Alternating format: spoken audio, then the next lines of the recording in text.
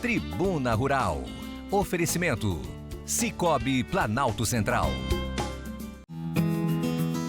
Olá, sejam bem-vindos ao Tribuna Rural. É uma alegria imensa entrar na sua casa para levar informações do agronegócio do Planalto Central, porque aos domingos o seu café é com a gente.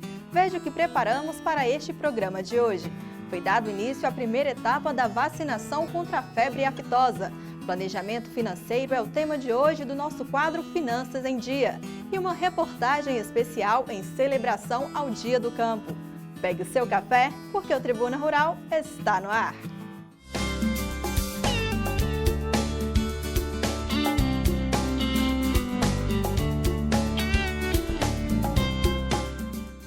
Foi dado início à primeira etapa da vacinação contra a febre aftosa. De acordo com o Ministério da Agricultura, deverão ser vacinados todos os bovinos e bubalinos de todas as idades. A vacinação é indispensável aqui no DF e, ao todo, espera-se imunizar cerca de 170 milhões de animais nesta primeira fase. Aqui no DF, o esperado é que 83 mil cabeças sejam vacinadas.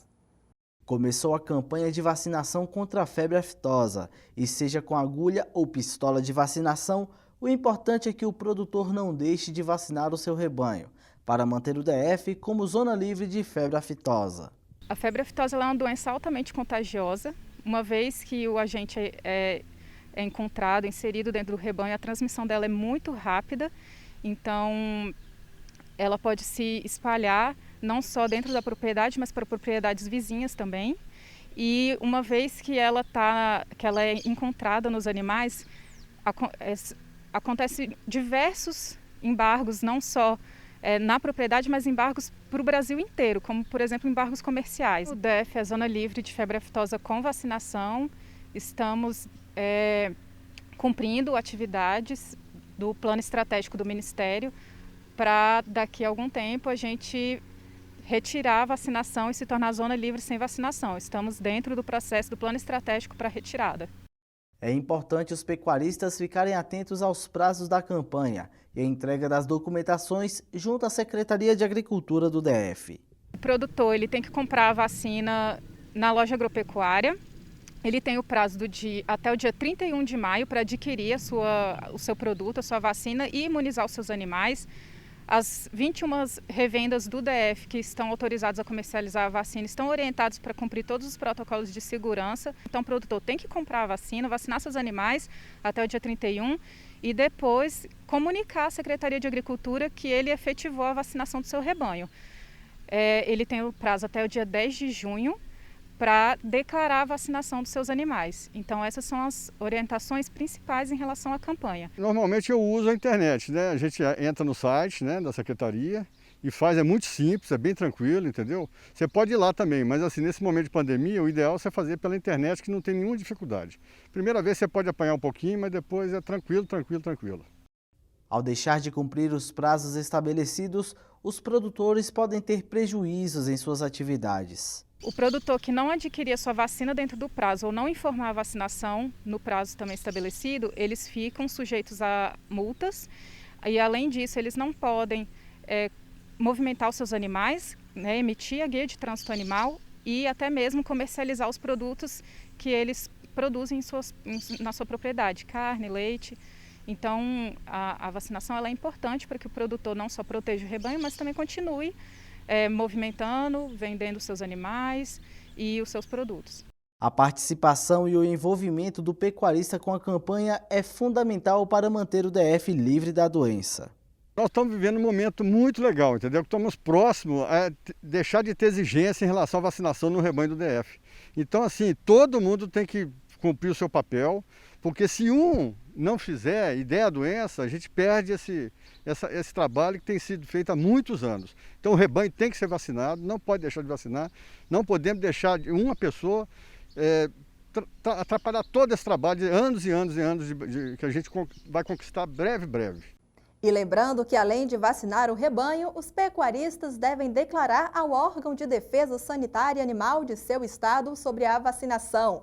E você também encontra o calendário completo com as informações no site do Tribuna Rural.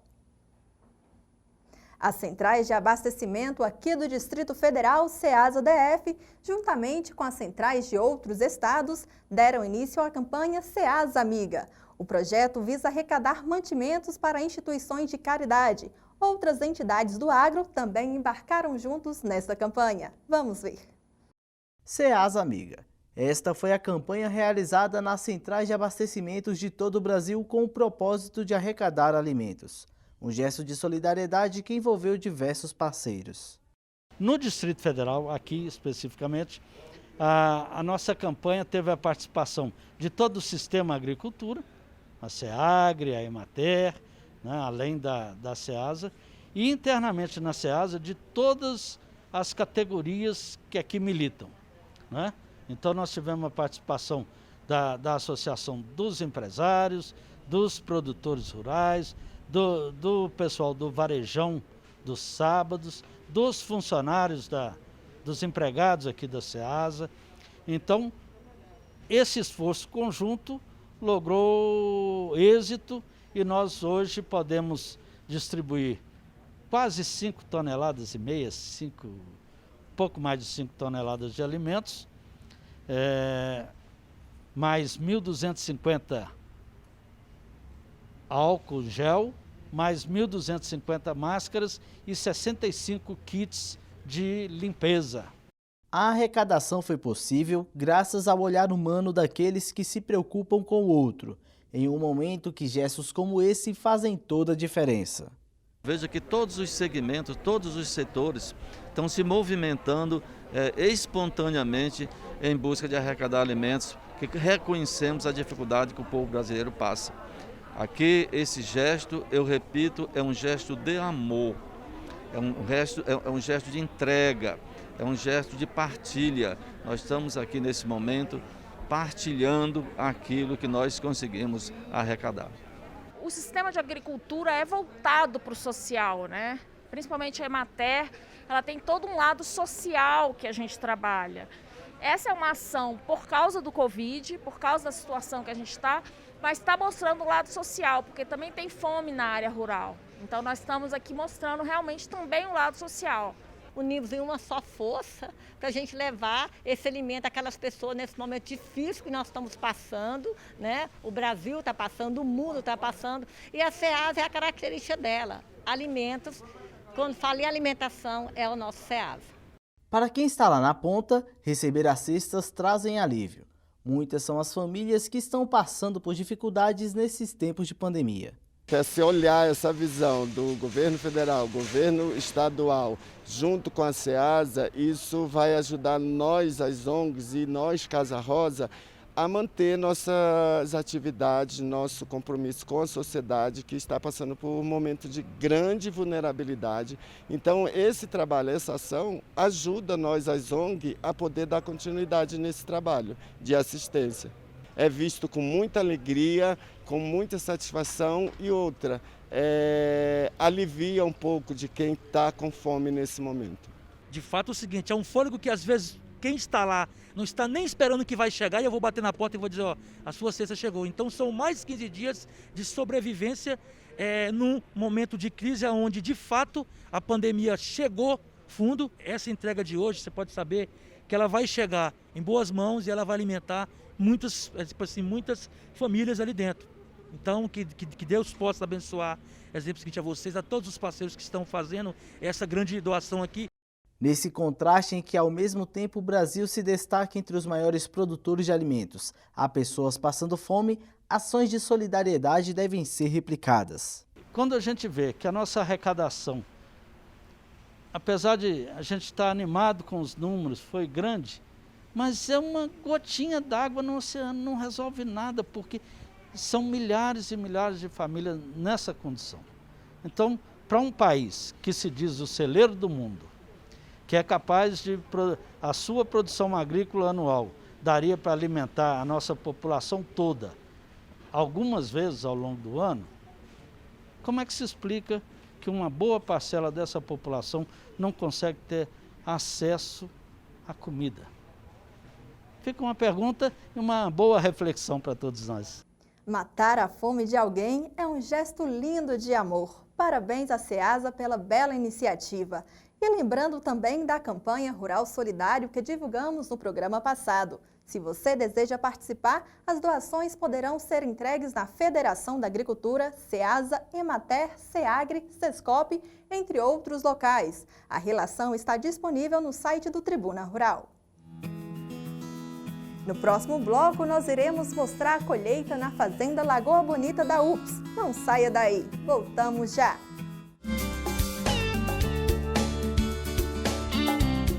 Produzida totalmente nas terras do coração do Brasil, pela Cooperativa Agropecuária da região do Distrito Federal Copadev. A farinha de trigo Buriti tem sabor e aroma inigualáveis, que são a expressão perfeita da qualidade que vai desde o plantio do trigo até a sua mesa. O moinho da farinha Buriti segue os mais rigorosos padrões de seleção e processamento, tudo para oferecer uma farinha de trigo de excelência perfeita para massas, pães, tortas e doces. Experimente e comprove. Farinha de trigo Buriti, orgulho dos brasilienses, sabor de qualidade para a sua mesa.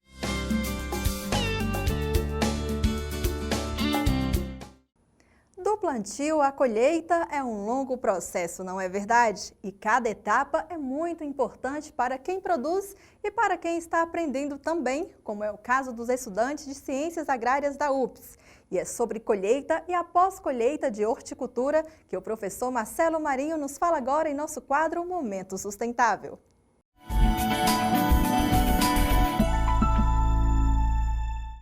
Olá pessoal, eu sou o professor Marcelo Marinho e estamos mais uma vez aqui no quadro Momento Sustentável.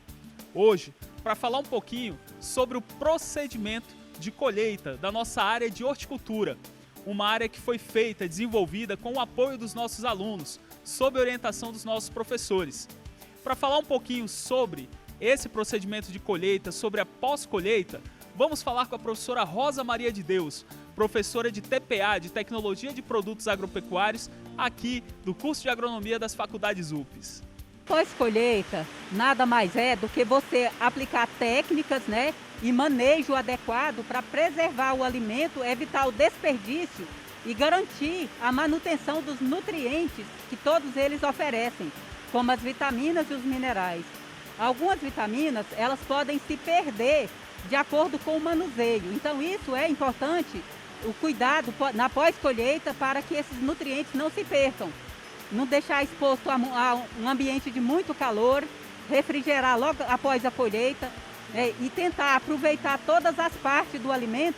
Na pós-colheita você deve evitar que o alimento tenha contato com ambientes que não seja sanitizado. Então o ambiente tem que estar limpo, livre de sujidade. E deve ser feita uma pré-limpeza no momento da colheita para evitar que vá muita terra junto com a folhagem, por exemplo, ou com outra hortaliça que você estiver colhendo.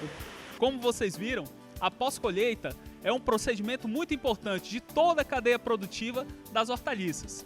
E para falar um pouquinho sobre as hortaliças, sobre a nossa área de horticultura, vamos falar com os nossos alunos, que participaram desde o início, desde o preparo da área até o momento da colheita. A gente estava presente aqui desde o início, a gente esteve presente desde a abertura dos canteiros, A gente também esteve presente na questão dos adubos, compostos de aves.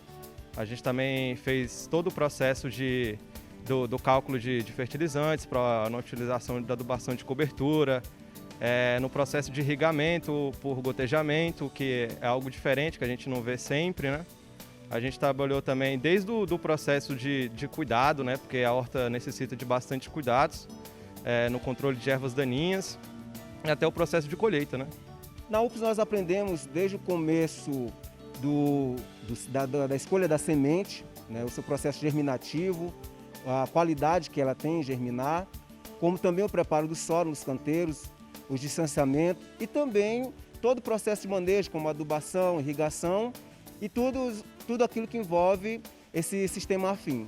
É algo muito bom, É um diferencial que a UPS nos oferece, A gente aprende muito bem no teórico, mas a gente tem a oportunidade e o espaço de acabar trabalhando e fazendo na prática o que a gente aprende dentro das aulas, Principalmente na horta é um lugar de muito aprendizado, porque é um lugar que dá bastante trabalho, para quem produz no campo, porque sofre diversos ataques de ervas daninhas. A gente tem que fazer o controle quase diário na horta, no controle das pragas, enfim, na questão de cálculo também, de adubo químico. Então a gente tem um espaço muito bom aqui na universidade que a gente pode estar executando isso. Então é isso, pessoal. Como vocês viram, aqui no curso de agronomia da UFPS, os nossos alunos participam do projeto do início ao final, desde o preparo da área até a colheita dos nossos produtos. E é importante ressaltar que as hortaliças fazem parte do ecodesenvolvimento, agricultura orgânica, sistemas alternativos de produção, tudo isso faz parte do ciclo produtivo das hortaliças. E assim encerramos mais uma matéria aqui no nosso Momento Sustentável. Até a próxima!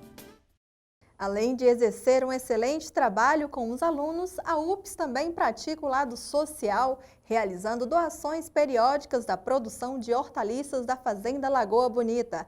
E essas doações são muito importantes para o Lar Maria Madalena, que faz um apelo para os telespectadores também. A gente precisa de muita doação aqui no Lar Maria Madalena. Com essa pandemia, as coisas ficam muito difíceis. Porque muita gente vinha fazer doação, agora pararam um pouco, mas a gente precisa de muito. A gente precisa de frango, precisa de carne, precisa de ovo, precisamos de leite. Tudo que vir, seja bem-vindo. Fraldas, a gente precisa de tudo de doação para eles. A gente está precisando muito. A gente está pedindo, por favor, pode vir fazer doação para o Lar Maria Madalena. Confira agora as principais notícias do agro. A ministra Tereza Cristina pediu a aprovação rápida pelos parlamentares do projeto de lei do governo que estabelece critérios para a regularização fundiária de imóveis do governo federal, incluindo assentamentos da reforma agrária PL 2633 de 2020. Segundo a ministra, a aprovação vai facilitar a entrega de títulos de propriedade de terra a agricultores, o que garante acesso a crédito rural e políticas públicas. As inscrições para o selo Mais Integridade 2021-2022 terminam no dia 4 de junho. Podem se inscrever empresas e cooperativas do agronegócio que adotem práticas de integridade com enfoque na responsabilidade social, sustentabilidade, ética e comprometimento de impedir fraudes, suborno e corrupção. A cerimônia de entrega do selo será prevista para janeiro de 2022. Os embarques de soja em grão e milho do Brasil apresentaram bons resultados em abril deste ano. As exportações atingiram o maior volume mensal da história, com 17,3 milhões de toneladas, uma alta de 17% maior sobre as 14,8 milhões vendidas em abril do ano passado, segundo dados preliminares divulgados pelo Ministério da Economia. O Ministério da Economia informou que instituições financeiras que operam as linhas equalizadas pelo Tesouro Nacional estão sendo notificadas para suspender imediatamente novas contratações de financiamentos subvencionados, em momento em que restam ainda mais de 9 bilhões de reais de recursos para serem contratados da previsão do Plano Safra 2020-2021. Planejamento financeiro é essencial em situações emergenciais como as da pandemia. E é sobre esse assunto que nós iremos falar no próximo bloco. Não saia daí, voltamos já!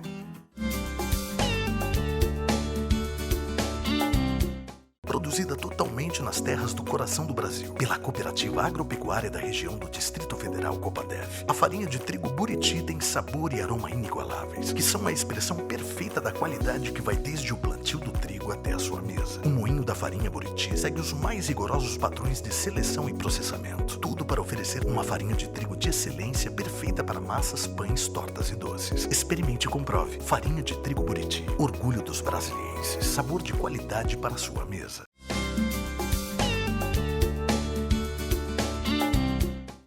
Confira agora a cotação da Ceasa de alguns produtos para esta semana. Veja só.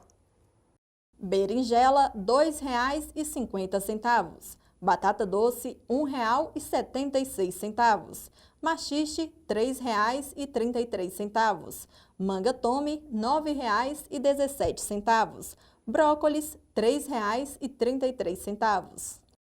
Planejamento é primordial em todas as áreas de nossa vida. E quando falamos da parte financeira, então, é necessário fazer uma projeção das receitas e das despesas. Como dizem por aí, colocar tudo na ponta do lápis. E é sobre planejamento que nós iremos falar hoje em nosso quadro Finanças em Dia, que tem o patrocínio da Sicoob Planalto Central. Um dos fatores vitais para ter sucesso na vida financeira chama-se planejamento. É a partir dele que pessoas se organizam para investir e ter renda nos momentos de crise. Hoje, no momento de crise que nós estamos vivendo, no momento de pandemia, ficou muito clara a importância para nós de termos a emergência, né, de estudarmos mais a fundo, de nos preocuparmos sobre os investimentos. Os investimentos nada mais é do que você ter uma reserva de emergência para este momento que nós estamos vivendo, né, para cuidarmos da nossa saúde, cuidarmos dos nossos familiares e também poder multiplicar os nossos ativos, né, multiplicar o rendimento do nosso salário, multiplicar o que a gente faz de renda extra. Então, ficou muito claro para a gente a importância de você saber investir hoje em dia. Mas para acertar nos investimentos, é preciso entender de finanças. A questão financeira hoje, no nosso dia a dia, influencia muito, né? Tem pessoas, às vezes, estudam muito, né? Trabalham em demasia, mas não são educadas financeiramente. Às vezes tem pessoas que ganham, não só pessoas assalariadas, mas também empresários do meio urbano, do meio rural, que são bons negociantes, sabem fazer bons negócios, mas não são educados financeiramente. Ou seja, aquilo que ele ganha, a sua riqueza, ele não sabe administrar. Bom, não saber administrar é no sentido de, às vezes, não saber gastar adequadamente e, mais importante, né, tem gente também que não sabe investir adequadamente.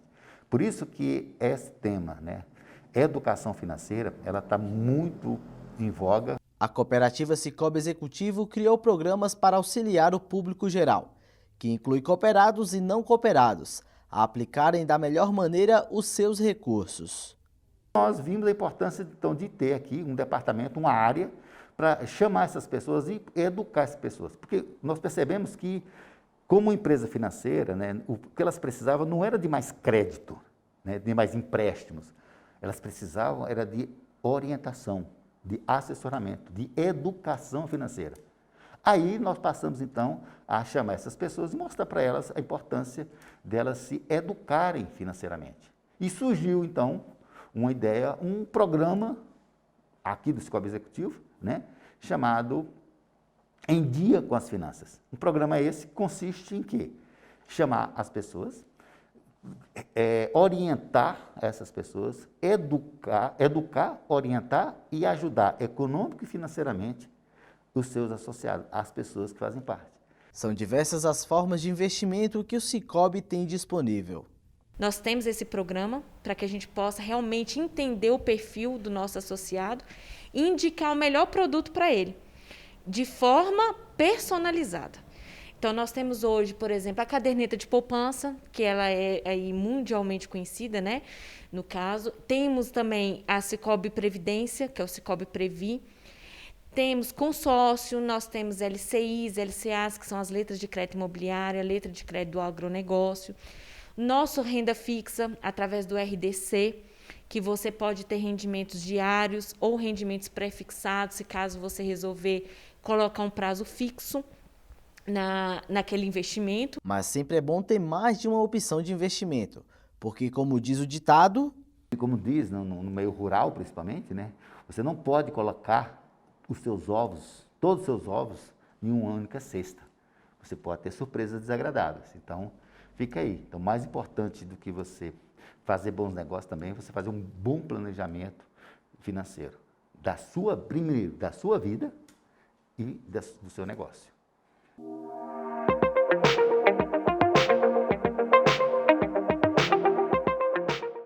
A poupança é de fato o tipo de investimento mais comum, mas como podemos acompanhar na reportagem, existem muitas outras formas de investimentos que podem ser mais viáveis e mais rentáveis do que a poupança. Por isso é muito importante a orientação de um profissional antes de investir. No dia 10 de maio é celebrado anualmente em todo o Brasil o Dia do Campo. A data surgiu com o objetivo de homenagear e conscientizar a população sobre a importância do campo.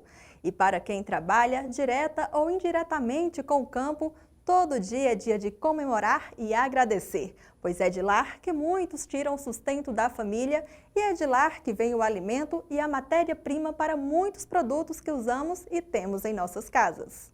O campo sempre teve uma função importante para a sociedade e se manteve mesmo com o crescimento da área urbana. Portanto, não seria nenhum exagero falar que no início a forma de organização espacial da sociedade era eminentemente rural. Ao longo do tempo e as sucessivas transformações na dinâmica da sociedade, com a maior especialização produtiva, a modernização da agricultura, o impulso da industrialização e o aumento das taxas de urbanização, a interação entre campo e cidade foi se intensificando e se tornando mais complexa, de modo que hoje não temos necessariamente uma oposição entre campo e cidade, mas sim uma relação de complementaridade, de compartilhamento de funções e de um contínuo rural e urbano. No contexto geoespacial no qual a sociedade está inserida, a função do campo vai além de produzir alimentos. O campo, os espaços rurais, são fundamentais para a existência e reprodução da sociedade, seja por sua centralidade enquanto espaço de produção de alimentos, seja pelo seu potencial em criar formas novas e sustentáveis de relação com a natureza, compreendendo a terra como fonte de toda a riqueza. É também nesses espaços que se constroem relações de solidariedade, de troca de conhecimentos e de preservação da cultura de um povo, ou seja, é o espaço do bem viver. Estudantes de ciências agrárias destacam que o produtor é o principal responsável em fazer do campo um lugar produtivo. Quando paramos para pensar ali na zona rural, em si, a gente consegue ver que sem ela é praticamente impossível, a sobrevivência da sociedade, pois praticamente todos os nossos alimentos vêm do campo, Foi um produtor rural que produziu. A gente vê o nosso arroz, feijão, carne, leite, verdura. A gente vê também aí o algodão, para a produção de vestimentas. Então, isso vem do campo, E esse empenho do campo para atender essa demanda não é somente atribuído aos grandes produtores, mas os pequenos e médios produtores também desempenham um importante papel em um sistema produtivo como um todo. E no Dia do Campo, o agradecimento vai para aqueles que se dedicam diariamente em fazer da terra a força da nossa economia. A nossa gratidão por essa classe que sempre desempenhou seu papel com essa missão de levar, de produzir o nosso alimento e que possam continuar desempenhando esse papel, atendendo essa demanda da sociedade de forma respeitosa à natureza, como sempre fizeram. Agradeço aí aos produtores pelo seu trabalho e parabéns pelo trabalho de vocês, está sendo muito bem feito, que vocês têm força de vontade aí para continuar fazendo o trabalho de vocês, buscando novas oportunidades, novas tecnologias. Olá, amigos agricultores da pequena, da média e da grande propriedade. Hoje se comemora o Dia do Campo, o campo que é de fundamental importância para a sociedade, pois vocês produzem alimentos, mantendo toda a população abastecida, em especial nessa época de pandemia. Nós da Asbraer temos a gratidão e a satisfação de fazer parte dessa história juntamente com vocês. A vocês, os nossos parabéns. El principal homenaje que creo corresponde hacer a los agricultores brasileros es que tomen conciencia de lo que han representado a lo largo de la historia del país una actividad tan noble y tan importante para el funcionamiento moderno de las sociedades como es la producción de alimentos. Um dos grandes desafios do campo é a produção de alimentos que possam alimentar a população mundial com mais de 7 bilhões de habitantes do mundo de maneira sustentável.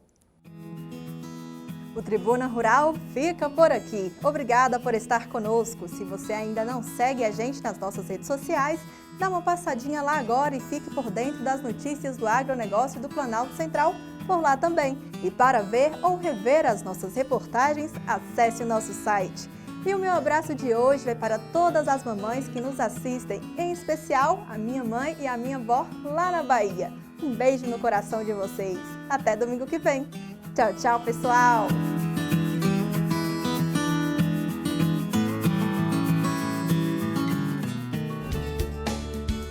Tribuna Rural.